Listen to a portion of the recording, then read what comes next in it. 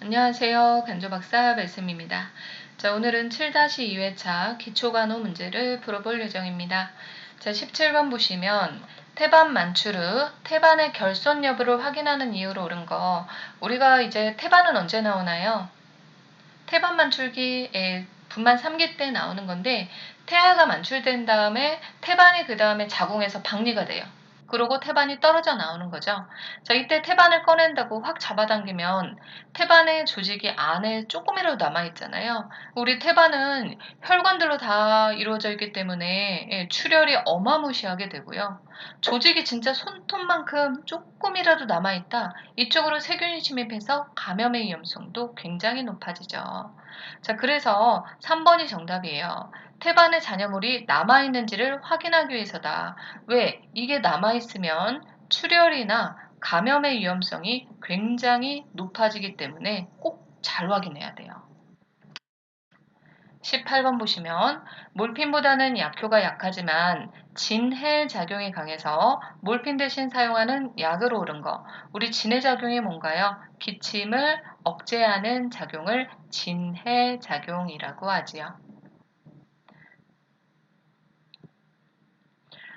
몰핀보다 약효가 약한데 그럼 몰핀은 무슨 약이에요? 마약성 진통제잖아요. 이 약을 왜 약효가 약하지만 사용하냐? 기침을 억제하기 때문에. 우리가 실제로 이제 폐암 환자분들이 나중에 다른 이제 늑막이나 이런 데로 전이가 되면 기침이 굉장히 심해요. 하루 종일 기침을 하고 계세요. 그러면 엄청 힘들겠죠. 그래서 기침을 억제하는 작용으로 마약성 진통제 효과도 있고 기침도 억제할 수 있는 약을 쓰는 거죠. 이게 코데인이라고 보시면 돼요. 자, 우리 여기 보기에서 마약성 진통제 골라보세요. 몰핀, 데메롤, 코데인이죠. 네. 제가 이제 시험이 얼마 안 남았잖아요. 그래서 그 실제 약물들을 매번 낼 거예요. 예, 문제를 내서 자주 나오는 문제들을 위주로 낼 거니까요. 틀린 보기에서도 이게 무슨 약인지 알고 넘어가셔야 돼요. 예. 만약에 모르는 약이 나왔다, 예, 다른 보기를 쳐나가셔야 돼요. 디곡시는 무슨 약인가요? 강심제죠. 심장의 수축력을 강하게 하는 강심제고요. 이제 베라파밀은 실제 고혈압약으로도 시험에 나왔었던 적이 있어요. 항고혈압제죠. 자, 드라마민 항히스타민제이면서 멀미약으로도 사용이 되죠. 이런 식으로 자주 나오는 것들은 외워주셔야 돼요.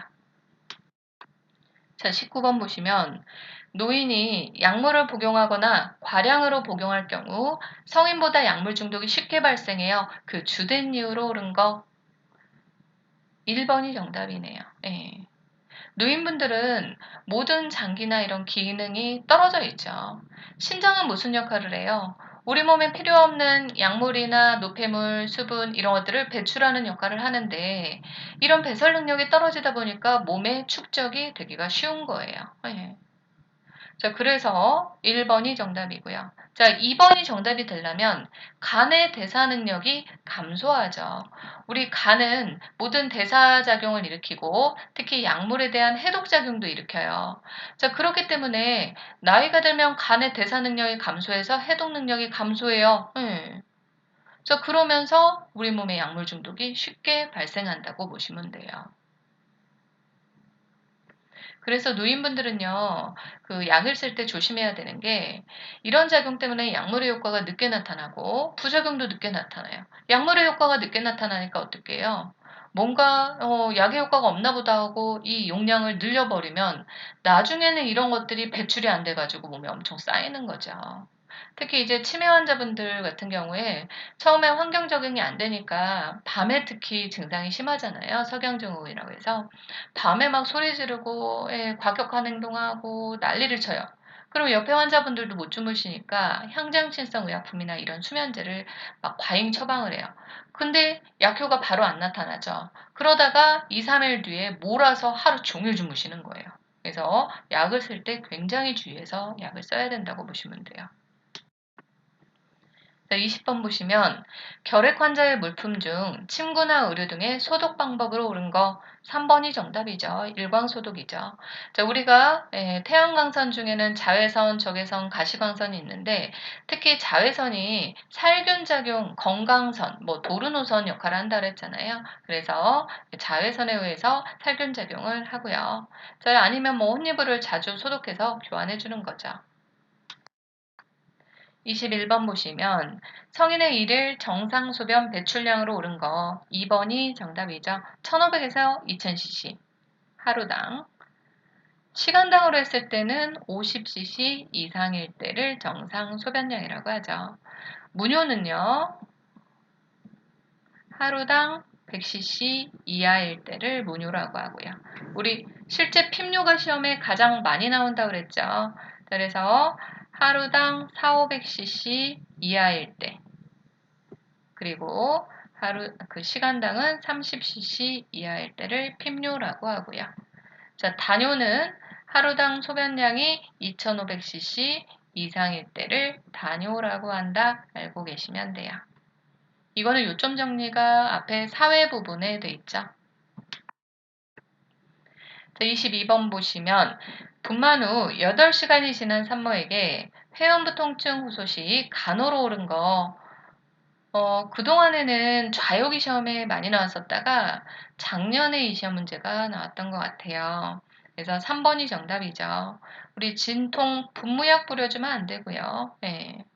저 좌욕을 시행한다. 좌욕은 몇 시간 이후에 사용하는 거죠? 24시간 이후에 좌욕을 설명하는 거고요.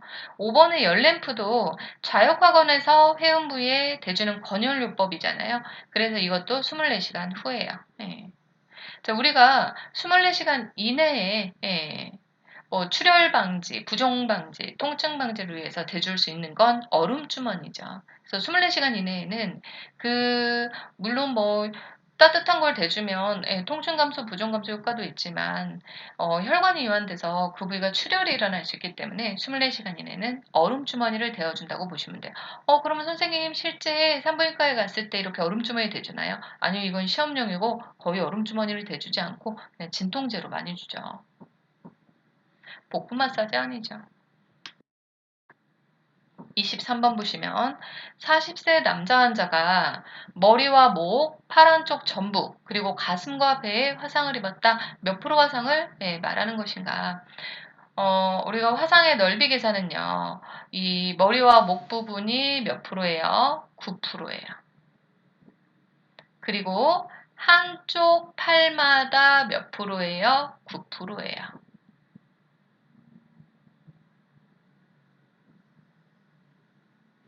그리고 다리는 엄청 면적이 크죠. 넓죠. 예. 그래서 한쪽당 18%예요.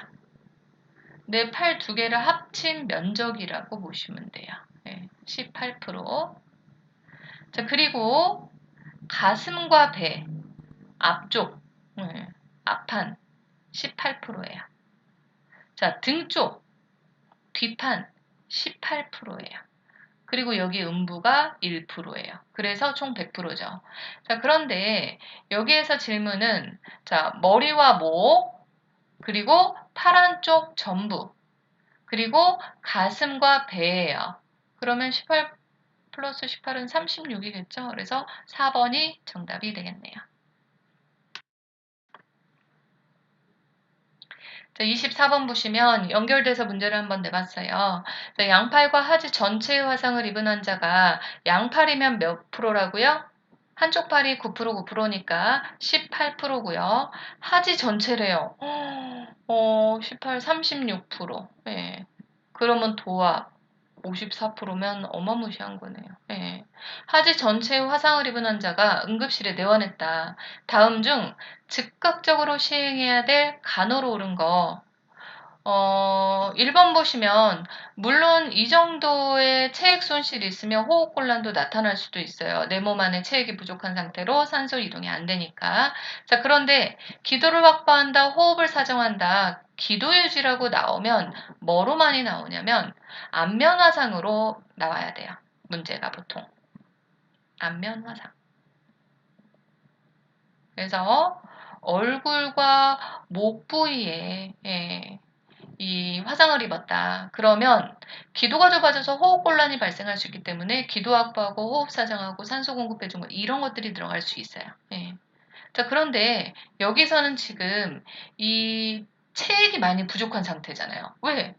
우리가 여기서 몇 도 화상이라고 나오진 않았지만 우리가 제가 요점 정리 좀 해드릴게요. 1도 화상은 표피층만 손상이 된 거예요. 그래서 보통은 우리가 약간 따끈따끈거리고 약간 붉어지고 열감이 있는 거. 이 정도가 이제 1도 화상이고요.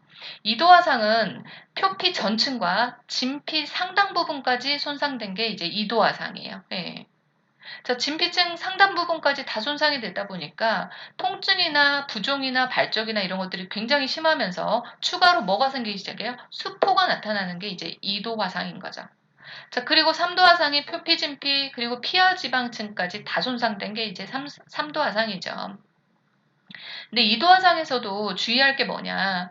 수포가 생기기 때문에 수포 터트리면 안 되고요. 예.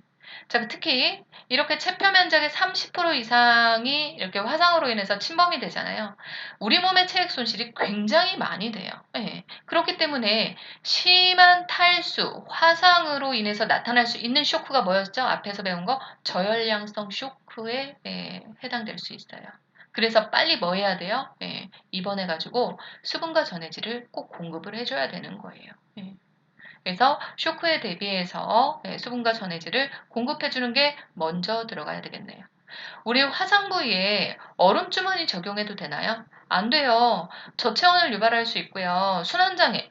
특히 이렇게 면적이 넓을 때는 그렇잖아도 혈액이 부족한데 체액이 부족한데 순환장애가 생겨서 하면 안 되죠. 그래서 얼음 주머니 적용하지 않는다 보시면 돼요. 25번 보시면 산후통을 경험하지 않을 가능성이 큰 산모로 오른 거. 우리가 산후통은 언제까지 한다 그랬죠? 일주일까지. 왜 생긴다 그랬죠? 우리 자궁 안에 남아있는 분비물을 보내주기 위해서 자궁이 퇴축하는 과정에서 생기는 게 산후통이라고 했죠. 그래서 훅배알이라고도 해요. 자, 그러면 여기에서 가능성이 경험하지 않을 가능성이네요. 우리가 여기서 뭘 보면 되냐면 자궁이 크면 클수록 퇴축하기 더 힘들겠죠. 그래서 자궁이 커져 있는 산모는 산후통이 심해요. 커져 있는 산모.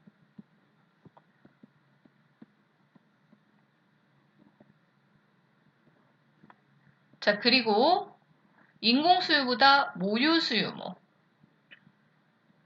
왜요? 모유수유를 하게 되면 유두가 자극이 돼서 자극수축제인 옥시토신이 분비된다 그랬죠? 그래서 보시면 모유수유를 하면 유두가 자극돼서 옥시토신이 분비된다. 그래서 자궁수축이 더 높아진다. 자, 그러면 결과로 산욕기는 짧아지고 산후통은 근데 더 심해지는 거다. 이렇게 연결해서 보면 되죠. 자, 1번에 보시면 4.3kg의 거대하래요. 여기 하나 더 써야 돼요. 경산모. 우리가 초산모는 처음 분만한 산모고요. 경산모는 이제 아기를 몇 번 분만해 본 산모를 경산모라고 하죠. 자, 그런데 초산모와 경산모 중 자궁이 더 잘 늘어나 있는 산모가 누구일까요? 경산모죠. 그래서 산후통이 심해요. 그래서 여기에서는 거대하고 경산모래요. 산후통 커요. 자, 2번 보시면 3kg의 아기면 적당하죠. 인공수유하는 초산모래요. 2번이 정답이네요. 거의 산후통이 없어요. 이런 산모들은. 자, 양수 과다증이래요. 양수 과다면 안에 양수가 많이 있을 거니까 자궁이 커져 있겠죠. 그래서 산후통이 커요. 자, 27주에 쌍태아래요. 그 다음에 또 경산모래요. 자궁도 커져 있고 자궁도 늘어나 있으니까 회복되기가 힘들겠죠. 그래서 산후통이 커요. 40주에 3.5kg의 아기를 분만한 모유수유모, 모유수유를 하면 자궁수축이 된댔잖아요. 그래서 산후통이 커요. 예, 이렇게 보시면 되죠. 26번. 신장에서 나오는 호르몬과 효소의 역할이 옳게 연결된 것으로 옳은 거. 실제 이 시험 문제가 나왔을 때 많이 틀리셨죠. 예. 1번에 보시면 레닌은 혈압을 조절한다. 1번이 바로 정답이네요. 예. 우리가 신장은요, 혈압을 조절하는 게 뭐 두 가지 이유가 있어요. 혈장량을 조절해서, 예, 우리 몸의 수분을 다시 재흡수해가지고 혈장량을 조절해서 혈압을 조절하는데, 특히 이 신장에서 분비하는 레닌이 체액량을 유지하고 혈관을 강하게 수축을 해요. 그러면서 혈압을 조절한다 보시면 되고요. 자, 2번, 트립신. 아트리, 예, 아트리는 어디서 분비되죠? 췌장에서 분비되는 소화효소고요. 신으로 끝나는 건 뭘 소화시킨다고요? 단백질을 소화시켜요. 다 틀렸네요. 신장에서 분비되는 것도 아니고 단백질을 소화시키는 거다. 항이뇨 호르몬 어디에서 분비가 되죠? 항이뇨 호르몬. 뇌하수체 후엽이죠. 뇌하수체 후엽에서 분비되는 호르몬 두 가지가 있더랬어요. 옥시토신, 항이뇨 호르몬. 옥시토신은 자궁 수축을 한다. 항이뇨 호르몬은 무슨 역할을 해요? 수분을 재흡수하는 역할을 해요. 말 그대로 내가 이거를 무슨 호르몬인지 몰라요. 이뇨는 소변을 내보낸다는 거잖아요. 근데 항은 반대니까 소변을 내보내지 않고 내 몸으로 끌어당긴다. 수분을 재흡수하는 호르몬이구나. 예. 그래서 이것도 혈압을 유지해주는 호르몬이고요. 자, 알도스테론 어디에서 많이 들어보셨죠? 예, 무슨 호르몬이에요? 어디에서 분비돼요? 부신, 피질 호르몬이죠. 부신, 피질 호르몬에는 세 가지가 있었죠. 혈당 농도를 상승시키는 코르티솔. 제가 왜 여기에 상관없는데 다 말하냐면요. 이게 한 달밖에 안 남았으니까 정리해주는 개념으로 선생님 저 이거 처음 듣는데 예 지금 보시면 돼요. 예 걱정하지 마시고요. 보통은 외우는 거는 그 2주 정도까지 이제 시험 얼마 안 남았는데 이제 2주 전까지만 외우시고요. 그 다음부터는 안 외워지는 거 굳이 외우려고 하지 마시고 지금까지 공부하셨던 거 계속 반복적으로 한번 풀어보시는 게 좋아요. 책을 읽어보시든지. 예. 그래서 혈당 농도를 상승시키는 코르티솔과 남성 호르몬인 안드로겐 그리고 알도스테론이 있어요. 이 알도스테론은 무슨 역할을 해요? 우리 몸에 나트륨과 칼륨의 대사 조절을 해요.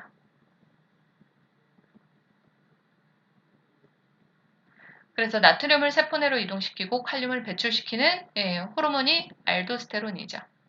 자, 에리스로포이에틴이라고 있어요. 야, 이거는 무슨 역할을 하냐? 우리 신장이 하는 역할이요. 적혈구를 생성하는 데 도움을 줘요. 그래서 에리스로포이에틴이라는 성분이 적혈구 조혈인자예요. 조혈은 뭐예요? 혈액을 만드는 기능을 하는 거죠. 그래서 적혈구를 생성하는데 자극을 주는 물질이 에리스로포이에틴이다. 그래서 만성신부전 환자, 특히 투석까지 하는 환자분들한테는요. 빈혈이 굉장히 심하죠. 먹는 약으로 보충이 안 돼요. 주사로 줘야 되는 거예요. 자, 27번. 철분제제를 투여받는 빈혈 환자에게 교육해야 될 사항으로 옳은 거 1번. 철분제제는 소화를 지연시키므로 식전에 투여한다. 소화가 안 되는데 식전에 왜 투여해요? 예. 만약에 이 철분제제는 언제 섭취하는 게 효과가 가장 좋냐면요. 식전에 섭취를 해야지 흡수율이 좋아요. 자, 그런데 여기에서는 소화를 지연시킨다. 소화가 안 되잖아요. 소화장애가 있을 때는 언제 섭취해야 돼요? 식후에 섭취해야죠. 예. 자, 2번. 대변색이 초록색을 띈다고 검은색을 띠죠. 우리 그 철분제제를 복용해 보신 분들은 아시겠지만 이거를 복용한 날로부터 대변 색깔이 까매져요. 왜? 여기 위에 나왔죠. 예. 우리가 철분제제를 복용한다고 다 흡수되는 게 아니고요. 장으로 굉장히 많이 빠져나가요. 그래서 언제 먹는 게 흡수율을 빨리 높일 수 있다고요? 식전에 먹는 게 흡수율을 높일 수 있어요. 그래서 대변색이 검은색으로 나올 수 있다고 알려줘야 되고요. 자, 3번. 구강간홀에서 치아 착색을 예방한다. 3번이 정답이죠. 약간 갈색이나 이렇게 누리끼리하게 변할 수 있어요. 특히 어떤 철분제가 그러냐? 액체로 된 철분제야. 5번에 보시면. 그래서 액체로 된 철분제는 설화 투여가 아니라 빨대를 사용해서 먹도록 해야 돼요. 빨대 사용. 4번에 보시면 액체로 된 철분제는 오렌지 주스와 함께 섞여 먹여야 돼요. 왜? 철분은 장으로 많이 빠져나간다 그랬잖아요. 그래서 흡수율을 좋게 하기 위해서는 오렌지 주스나 비타민 C와 함께 먹어야지 흡수가 잘 된다고 보시면 돼요. 우리 그러면 이렇게 철분제를 먹으면 치아가 착색되면 어떡해요? 철분제 안 먹을래요? 아니죠. 그래서 요즘은 철분제가 뭐에 다 들어있어요? 캡슐에 들어있거나 코팅이 다 돼 있죠. 액체로 된 철분제를 여기서는 설명하는 거예요. 빨대로 복용하는 거는.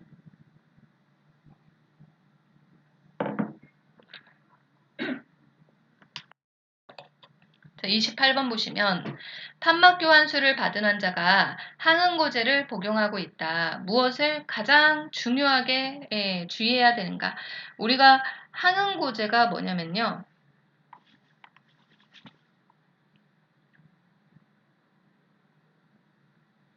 응고. 그 뭔가 뭉쳐지게 만드는 건데 항이니까 반대죠. 결국은 피를 묽게 해주는 약이에요. 어디에 많이 쓰이냐? 혈전 예방으로 많이 쓰여요. 우리 혈전은 피떡이잖아요. 그래서 혈전이 생기지 않게 예방하는 약으로 항응고제, 항혈전제 이런 것들을 쓰는데 그러면 판막교환술을 판막은 우리가 혈액이 역류되지 않게 해주는 역할을 하는데 심장의 판막에 문제가 생겨서 이거를 교환을 했어요. 근데 왜 항응고제를 복용하냐? 보통은 이 판막이요, 인공 판막이 있고, 아니면 소나, 이런 돼지 같은 조직에서 떼낸 이런 판막이 있어요. 이런 조직에서 떼낸 거는 혈전 같은 게 생성이 잘 안 되는데, 이런 금속으로 만든 인공 판막이 있어요. 이런 금속 기계는 혈전의 위험성이 굉장히 높아가지고 평생을 항응고제를 복용해야 돼요. 자, 그러면 이런 환자들은 무엇을 가장 주의해야 돼요? 피를 묽게 하니까 출혈에 주의를 해야죠. 그래서 1번이 정답이고요. 자, 그러면 여기서 하나 공부해 가실 거. 항응고제 약 이름 세 가지가 시험에 나왔었죠? 뭐예요? 와파린, 쿠마딘, 헤파린이 있어요. 이거 말고도 있지만 시험에 나오는 것만 외우세요. 그래서 이런 약들을 복용하는 환자분들은 투여 전 어떤 거를 확인해야 되죠? 혈액응고 시간을 확인하는 거예요. 혈액응고 시간 어떻게 확인해요? 혈액 검사를 통해서 확인을 해서 약을 투여해야 된다. 이것도 기초약리 쪽에서 시험에 나왔던 거죠. 29번 보시면 대상포진의 특성으로 옳은 거, 우리 대상포진 이름만 알고 있어도 몇 문제 맞출 수 있죠. 수두, 대상포진, 바이러스죠. 자, 기생충에 의한 게 아니에요. 지금 얘 이름이 뭐예요? 수두 대상포진 바이러스잖아요. 바이러스에 의해서 발생하고요. 그래서 약도 뭘 써요? 항바이러스제를 쓰는 거예요. 자, 2번 홍역이 아니라고 했죠? 수두 대상포진 바이러스잖아요. 수두와 관련이 있어요. 어렸을 때 수두를 앓고 나면 이 균이 저기 몸 한 구석에 숨어 있다가 내 몸의 면역력이 떨어질 때쯤 발현돼서 신경을 타고 수포나 통증을 발생시키는 거예요. 그래서 수두 바이러스와 관련돼 있고, 자, 대칭적으로 발생할까요? 대칭적으로 발생하는 건 이렇게 대칭적으로 발생한다는 거 아니에요. 신경은 척수를 타고 한 곳으로만 뻗어나가요. 한 곳으로만 뻗어나가요. 그래서 비대칭적으로 발생을 해요. 면역력과 상관없이 아니요. 면역력이 떨어질 때쯤 발생을 해요. 그래서 우리가 대상포진 바이러스 예방 백신도 있어요. 대상포진 예방 백신도. 이거를 언제 권장을 해요? 면역이 저하된 환자분들은 50세 이상부터 주사를 맞으라고 하고요. 보통 우리가 그 고령이 됐을 때 면역력이 떨어지잖아요. 그래서 60에서 65세 이상부터 또 이런 대상포진 예방 백신을 맞으라고 하죠. 자, 5번을 보시면 신경절을 따라 수포성 발진과 통증이 나타나는 게 특징이다. 5번이 그래서 정답이네요. 30번. 녹내장 수술 환자의 퇴원 시 교육해야 될 내용으로 옳은 거. 1번. 갑작스러운 통증 정상이 아니에요. 안압상승 증상일 수 있어요. 자, 해를 쳐다봤을 때 눈앞에 무지개가 보이는 것 같으면 내원하래요. 재발 가능성이 굉장히 높아요. 녹내장이. 재발 가능성일 수 있어요. 2번이 정답이죠. 자, 3번. 더 이상의 약물 처방은 필요가 없어요. 아니에요. 필요해요. 예. 왜냐면 우리가 수술했다고 바로 안압이 떨어지는 게 아니에요. 그리고 수술했기 때문에 뭐도 들어가요? 균이 생기지 않게 항생제도 들어가고요. 안압이 계속해서 확 떨어지는 게 아니기 때문에 안압을 떨어뜨리는 점안약도 들어가요. 자, 4번. 안전사고 예방을 위해서 실내 조명을 밝게 할 필요는 없어요. 눈이 부실 수 있고요. 그리고 이 녹내장 환자분들은 어두워가지고 못 보는 게 아니라 안압이 높아져서 시신경이 손상된 상태이기 때문에.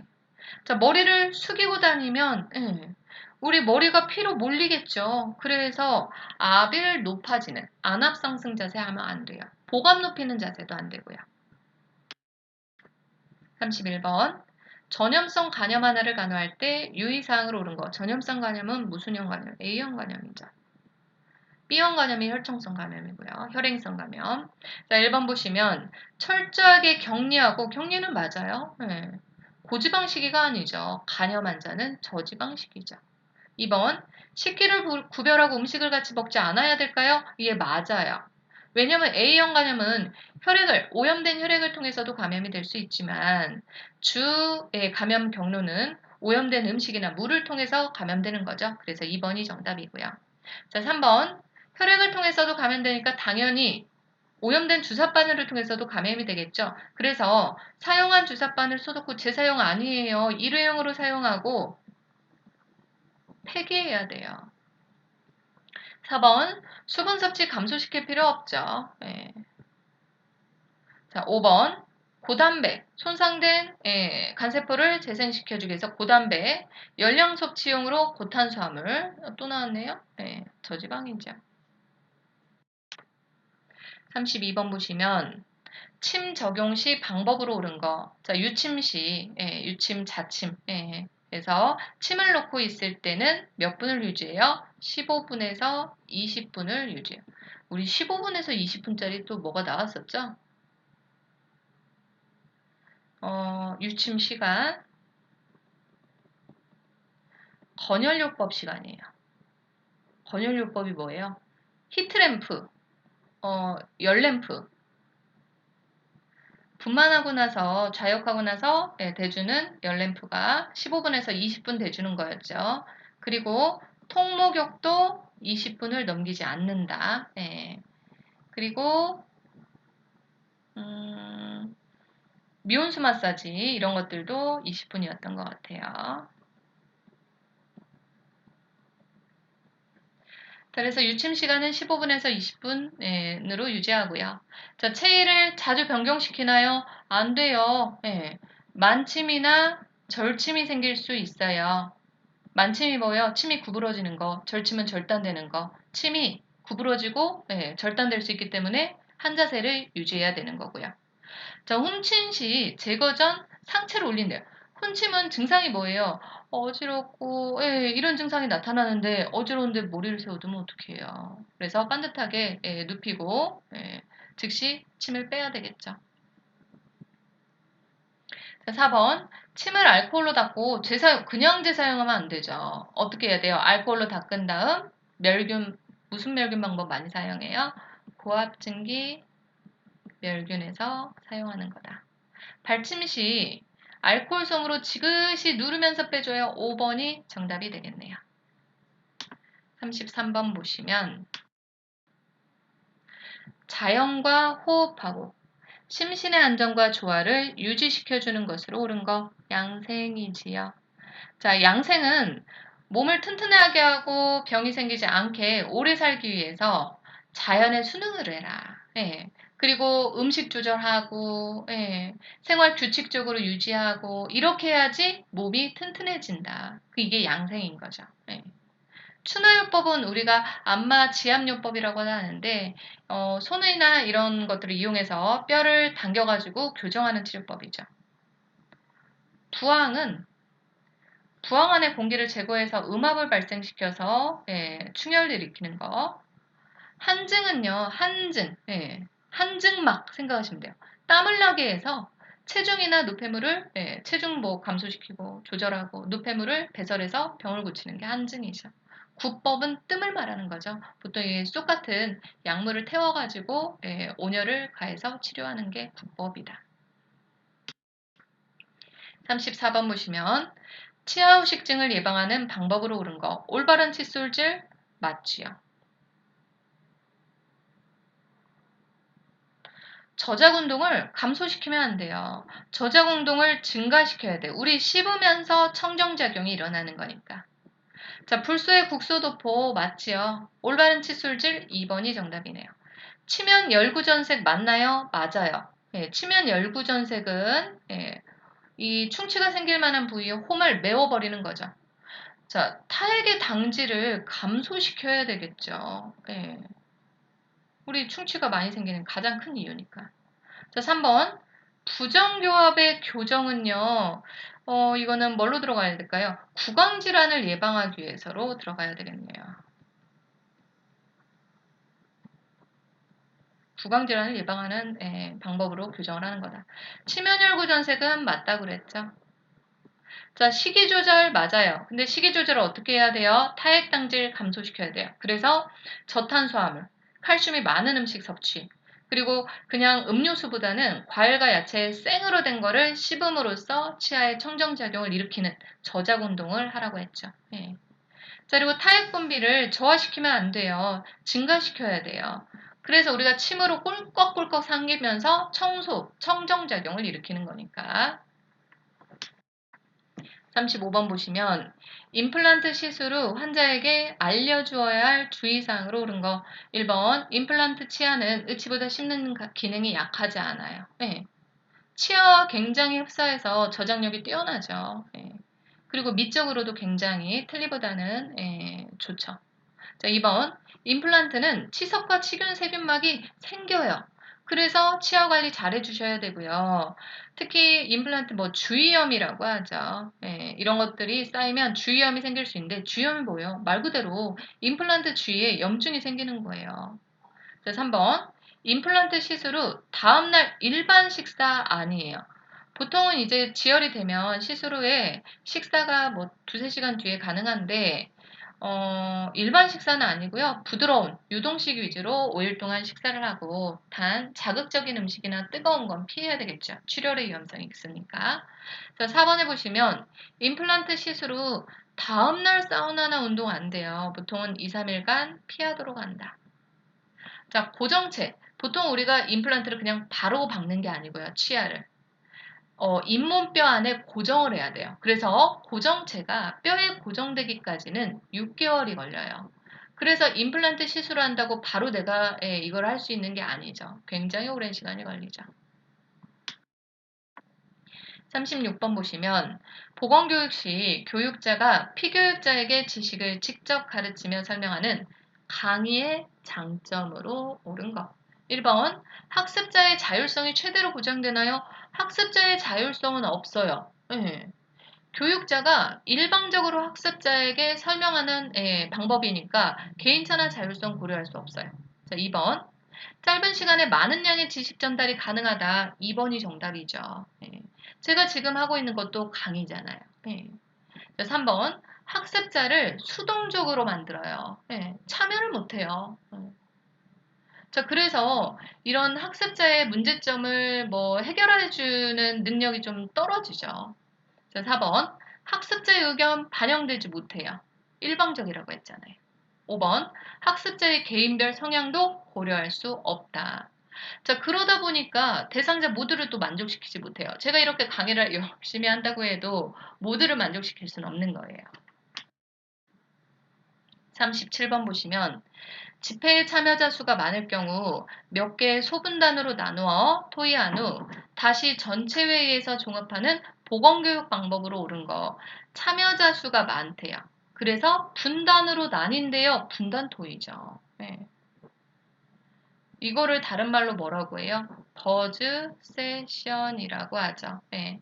그래서 앞에서 설명드렸었는데 어, 분단으로 나눠서 그 분단끼리 서로 토의를 해서 의견을 내서 전체 토의에서 또다시 한번 토의를 해서 문제 해결을 찾는 거예요, 해결점을. 그러다 보니까 이 곤충들이, 벌레들이 모여가지고 응거린다고 해서 버즈 세션이라고도 한다 그랬잖아요. 그래서 이런 장점이 뭐냐면, 이 문제에 대해서 다른 사람들의 모든 의견을 다 들을 수 있잖아요. 분단을 통해서 이게 문제 해결이 나오니까. 그래서 다각적인 해결 방법을 모색할 수 있는 게 장점인 거죠. 자, 심포지엄은요. 발표자나 사회자, 청중 모두가 전문가예요. 그래서 동일한 주제에 대해서 전문가가 의견을 발표하고 사회자 진행에 따라서 청중과 공개 토론하는 형식으로 진행되는 게 심포지엄이에요. 공개 토론할 수 있는 이유는 뭐예요? 청중도 전문가이기 때문에 공개 토론이 가능한 거죠. 배심 토의는 패널 토의라고도 하죠. 상반된 주장을 가진 전문가가 의견을 내놔요. 그러면 전문 지식이 없는 청중과 마지막에 질의응답을 갖는 거예요.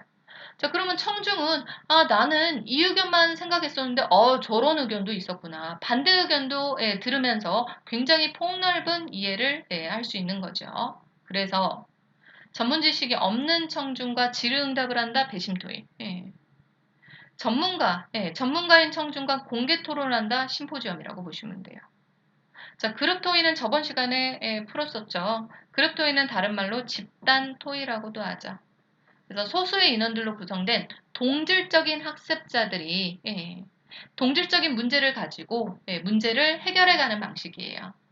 자, 그런데 누구나 다 얘기를 할 수 있고 의견을 낼 수 있기 때문에 굉장히 자유롭고 상호 의견을 교환할 수 있어서 민주적인 능력을 배양할 수 있는 토의 방식이라고 했죠.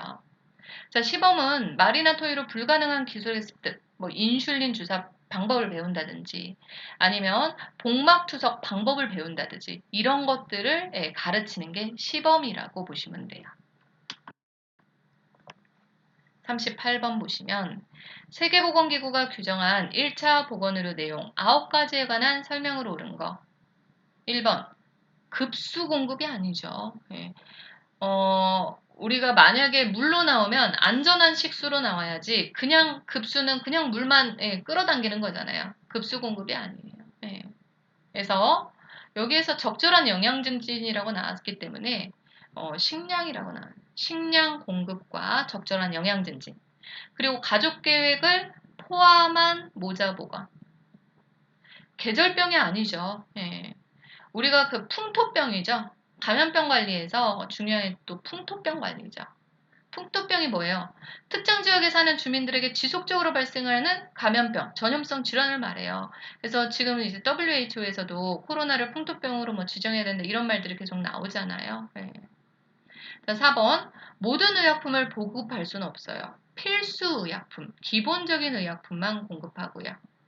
자, 만연한 널리 퍼져 있는 보건의료 문제를 규명하고 관리하는 방법을 교육한다. 5번이 정답이네요. 그래서 여기에 뭐 더 더하면 9가지니까 4가지가 더 들어가야 되겠죠. 안전한 식수 제공, 기본 위생관리. 기본적인 걸 WHO에서 해주는 거예요. 자, 그리고 정신보건 증진. 정신보건 증진. 그리고 예방접종. 면역력을 증강시키기 위해서. 그리고 흔한 질병관리. 치료. 이런 것들이 들어가겠죠.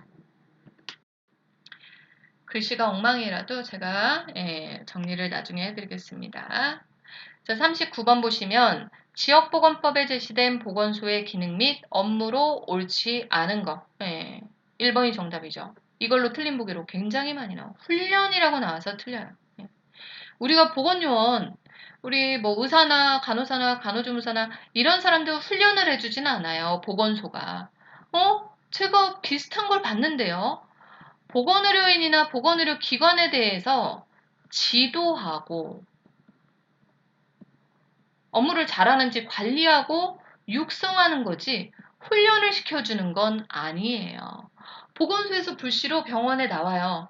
마약의 이중점검 장치에 잘 보관해 있는지, 소독솜 의료 폐기물 통에 일반 의료 폐기물 통에 잘 들어가 있는지 이런 것들을 지도 관리 육성을 하는 거지 요원을 훈련시키지는 않는다. 자, 2번 여성이나 노인, 장애인 이런 취약계층의 건강을 유지하고 증진시키고요. 정신건강 증진 및 생명존중, 정신건강 증진 사업도 하고 있어요. 감염병 관리하고 있죠. 모성과 영유아 건강 유지 증진하고 있죠.